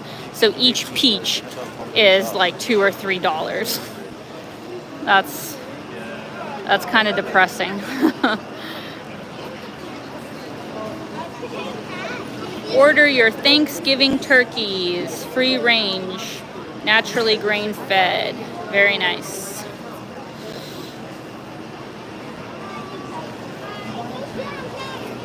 It is busy in here today.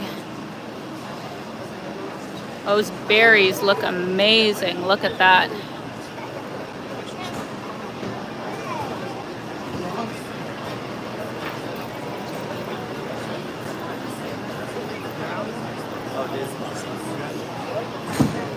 Amazing.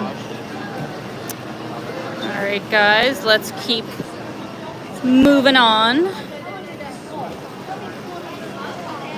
Got all kinds of meat here. Ontario lamb.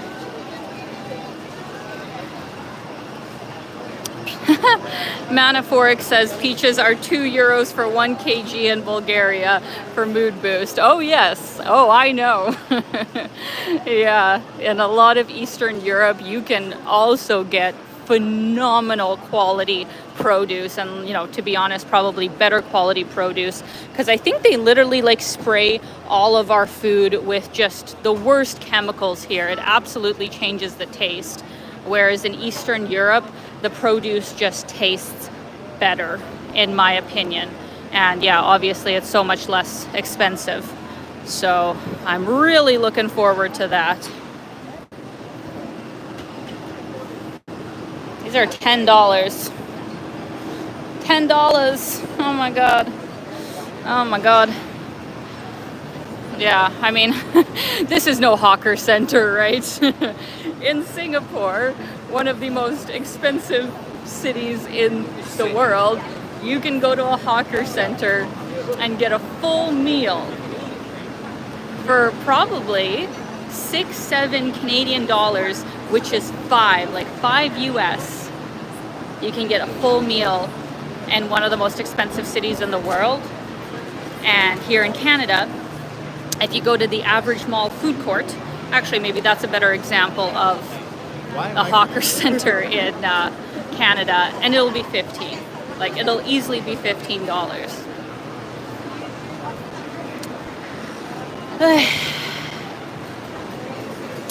Okay, this place is great. I have eaten here a long time ago, but I remember it being really good, and judging by the line, it's still super good. If you've never been to Montreal, they have phenomenal bagels. It does taste very different than your standard sort of bagels. It just has this really good chewiness, and it's just so good. If they're fresh bagels, Montreal style, they're so freaking good. And this place in St. Lawrence Market does it in a really authentic way. So if you come here and you haven't been to Montreal but want to try the bagels, this is probably the best place to do that. Highly recommend it, like with the classic like salmon lox, some capers, cream cheese. Super, super good. Delicious. This place I also remember being quite popular for cheese. It's been here a really long time in the market. Alex Farms. They got a lot of different stuff. They got burrata. They got even foie gras. Cheeses from all around the world.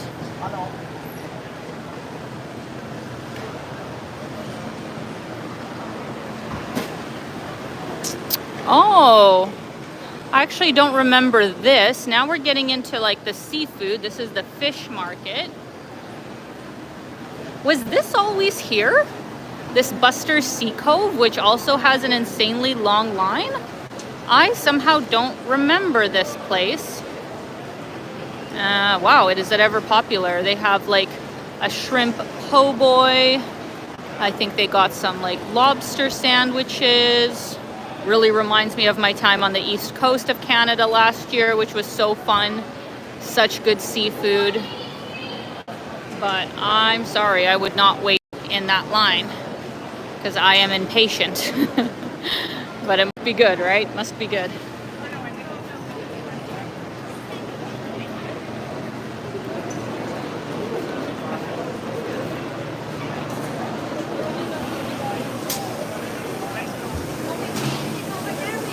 Deliso's Fine Meats. Oh, and this is nice too. I like this. Stack Deli Kitchen.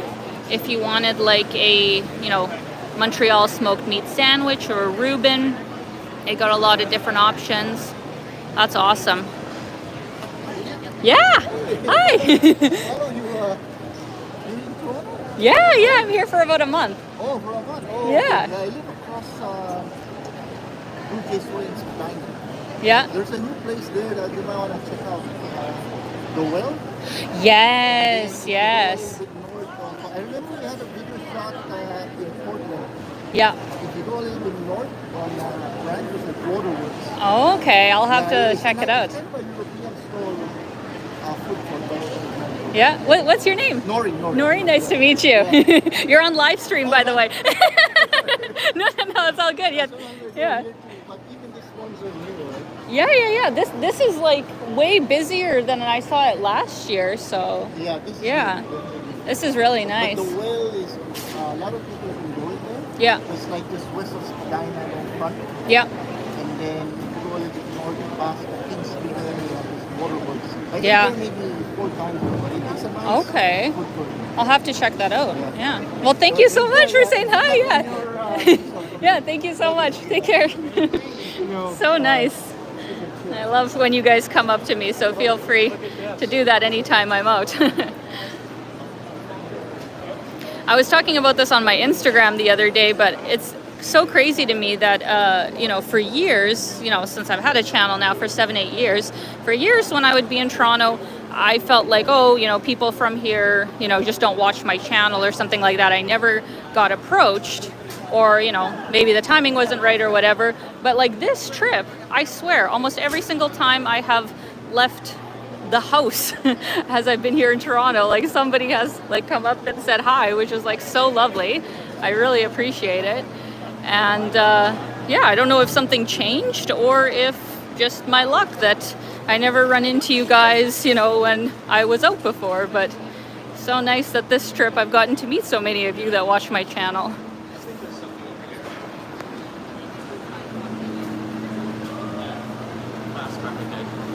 Let's see here. Oh, 1 second. I've got maple syrup, of course. We've got some homemade sausage.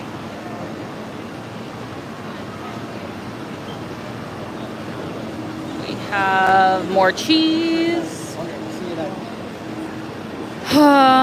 Let's make one more round here, guys, and then I think we need to go out because I am getting a little bit claustrophobic in here. There's a lot of people in here today, but I am glad we came down here. Let's see here.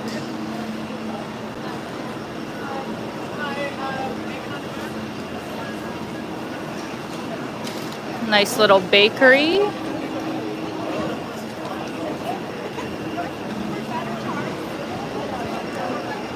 Very nice. All right, well, what do you guys think? My throat's getting a little bit sore because it's been almost 2 hours. 2 hours of the live stream. But surprisingly enough, I have not gotten a notification that I only have 20% battery left, which I thought I would by now. So, if you guys want, I think I have enough time to walk down to the waterfront, which was the last place that I was thinking of going. Can I get down from here? I don't know, actually. And it might rain. Just felt a sprinkle. Oh, I don't know. You guys want to see the waterfront? Should we go down there? Let me know. I just stumbled upon I that. hope that it wouldn't take too much longer. But this was definitely like the top place that I wanted to show you guys because, yeah, if you come to Toronto on the weekends, St. Lawrence Market is a must. Let's see here. Thank you, Alex. I will get hydrated. Let's see here.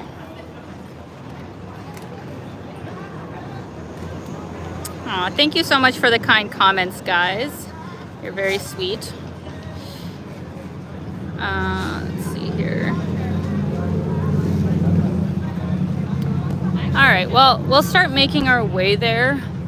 And And if it starts raining, it starts raining. I will have to stop, of course, the live stream since my gimbal is not waterproof. We will see.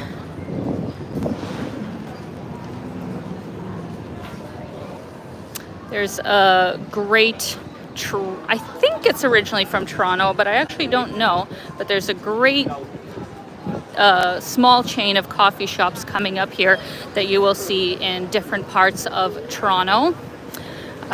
Just up here, it's called Balzac's. could be said, you know, a little bit differently to sound like something else, but really great chain of coffee shops. And the one in the distillery district is definitely my favorite. And they have, yeah, coffee that's roasted here in Ontario. Super nice.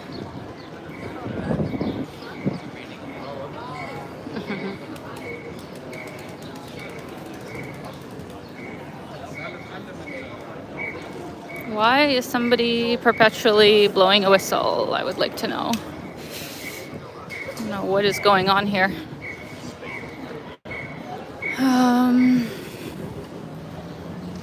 Actually, what would be the best way to get down to the waterfront? I guess it's this dude who is whistling. Okay, so this is, I guess, the secondary building that they are using for the market. In a way, I would go in here, but I have a feeling it's going to be absolutely packed. And I'd prefer to show you guys the waterfront instead. So let's just go on the outer sort of portion here. Really nice though, right? Like, look at all these beautiful grapes. I'll let you have a peek in here because I actually haven't been in here before. Oh, it's not that crowded. That's not bad. Yeah, kind of just like a mini version of the other building. Very nice. They're gonna be like 30 years old. Lots of peppers. Wow, now that's a deal. Only $2 for a basket of peppers. Only $2 for potatoes. Okay, this is where all the deals are, guys. In the secondary building.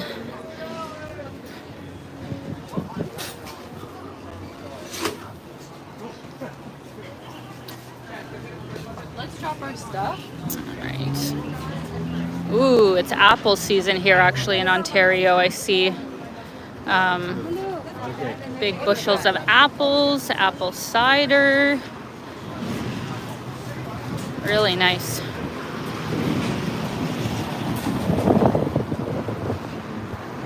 I think we can just go straight on down here to get down to the water.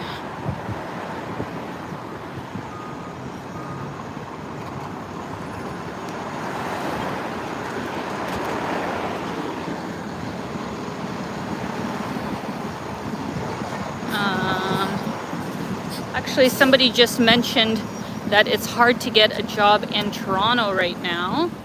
And I came across a statistic yesterday. I think somebody commented this on some video on my channel. And at first I thought, oh, they must have that wrong. There's no way that this is true. But then I looked it up myself and I think it is true. Guess what the unemployment rate is right now in Toronto? Which you would think, you know, has the most job opportunities in the country. So many different places, you know, should be hiring. But what do you think is their unemployment rate? Quickly take a guess in the comments and then I'll tell you guys. My mascara is running again. Manamorphic says 10%. Indian Mastiff says 9. Rahul says 8. Alex says 8. Claude says 8. Well, everybody who said 8 is correct. Or maybe it's like 8 point something. But yeah, 8. 8%. That is high. That is very high, especially when you consider the fact, I think, you know, the central Toronto area, like, you know, the downtown, part of Toronto is, I think, a population of 3 million people, but they're probably talking about like the whole GTA. So the GTA right now is 6.5 million, I believe. So imagine 8%. Does anybody have a calculator on them? What is 8% of 6.5 million people? If somebody can let me know, because I can't do that math in my head. But that is a high number. That is a high number of people. And what I also wonder is that with that 8%, I think that means that they have like no job, right? I'm sure there's plenty of people that are in like part-time work that doesn't pay the bills, you know, that's temporary jobs that doesn't pay the bills, and even, you know, some people's full-time jobs doesn't pay the bills. So I think that 8% is just talking about people who have no jobs, which itself would be crazy enough. But add on top of that all the people that are in unstable work. Crazy, like absolutely crazy. How many people, I don't even know how they're surviving, to be honest. Like how, well, we can see how some of them are trying to survive.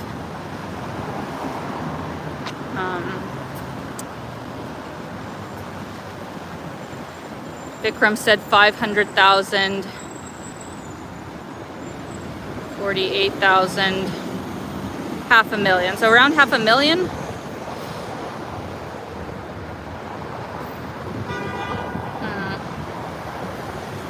Oh, I just got my notification that I'm at 20%. So we will have to end the live stream fairly soon, guys. But I think we got about maybe 10 minutes left.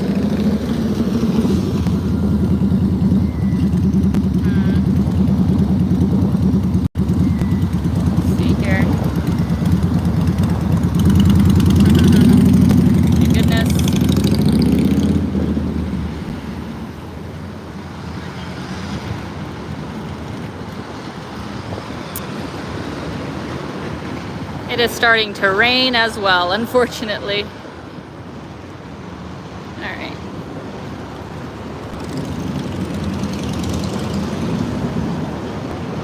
So we are here underneath the Gardiner, one of the biggest highways in the city.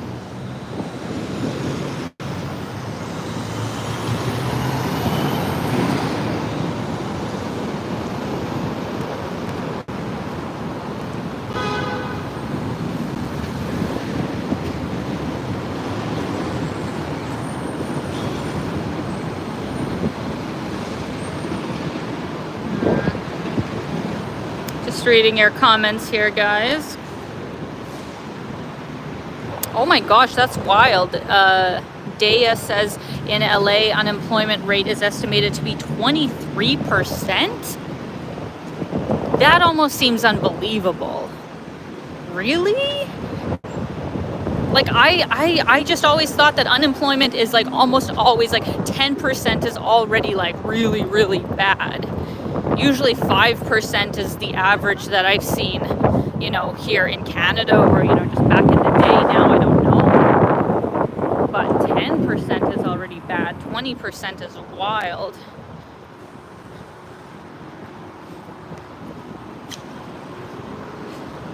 No, guys.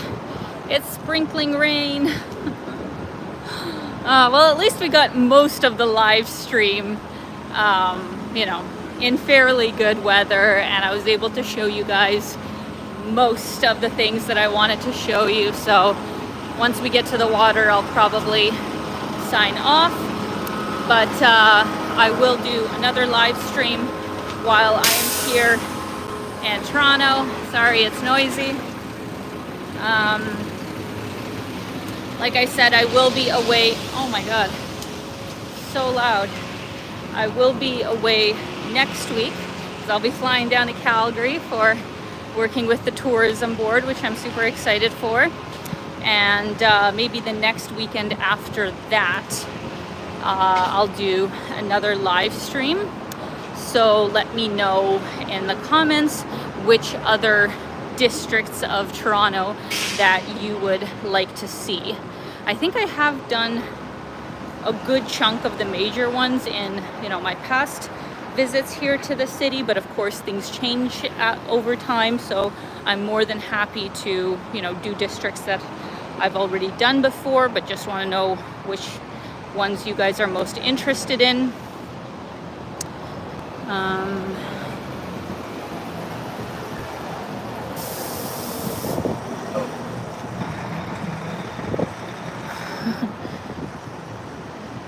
I'm glad you liked the live stream. Thank you so much.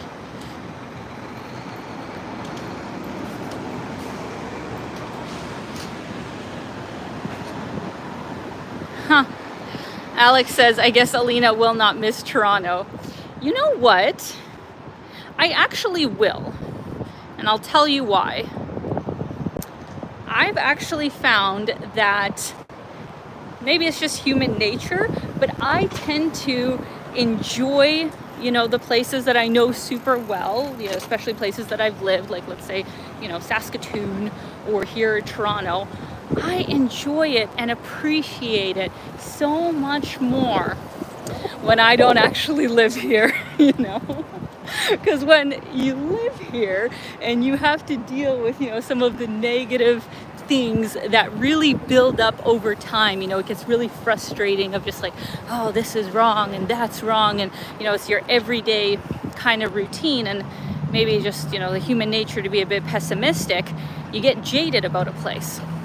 But when you visit, you know, just for a short amount of time, and especially in the nice summer months, is, you know, when I would like to come here, oh, it's great. Oh, it's awesome. I missed it so much. You know, I miss going to all my favorite places. I get to visit all of my friends who I don't get to see that often, and it's fabulous. So, you know, I think I will actually appreciate and enjoy Toronto so much more, you know, when I come here to visit. And of course I will. Like, to be honest, other than maybe next year, I don't think I will probably come back next year unless something changes. But yeah, I think for all the years going forward, I'll probably visit it as much as I have been visiting every single, you know, year for the past 5 years. Just come here for like a month or so to visit friends, and you know, that'll be good. It'll be great. But yeah, I'll be honest and say I'm confident in my decision that I'm going to, you know, move abroad. I think it will be a better fit for me. I don't think I should be living in Toronto right now. It wouldn't be the right fit for me, but I will miss it. I will certainly miss it. Thank you so much to Rahul for the very kind super chat and for coming out as always. Thanks for the fantastic live from Toronto. Wish you all the best for your new chapter in your life. Thank you so much, Rahul. I really appreciate it. Thank you for coming out as always. And yeah, I will keep you guys updated with how things go. As I said, I hope that I can get my appointment and have all of my paperwork within the next couple of weeks. I will probably stay a couple extra weeks in Toronto after that, because while I'm waiting for a, you know, confirmation from the consulate, there's not really anything I can do in Calgary, so I may as well stay here a little bit longer. So more Toronto live streams to come. And I haven't even showed you guys the water yet. I just realized that. Oh my goodness, we came all the way down here for me to not show you the sugar factory, the main attraction of Toronto. Come and visit. I think that's the sugar factory, isn't it? I'm fairly certain there's a sugar factory down here. And yes, Rahul said you're near Sugar Beach. Yes, that is Sugar Beach, a man-made little beach out there on the platform. Like, they have actual sand, so a good idea, to be honest. But this is Lake Ontario. That is the Toronto Islands over there. So nice. You can take a little boat ride. We got all the Canadian geese. What more could you want, right? Lovely place. All right, guys, thank you so much for coming out. I had fun walking and talking with all of you in my former home. I am now on 10% battery, so I need to charge my phone. and hopefully find some shelter from the upcoming rain. So thank you all so much for coming out. Hope you enjoyed this live stream, and I will most likely see you in 2 weeks from some other exciting area of the city. All right, keep being your own kind of beautiful.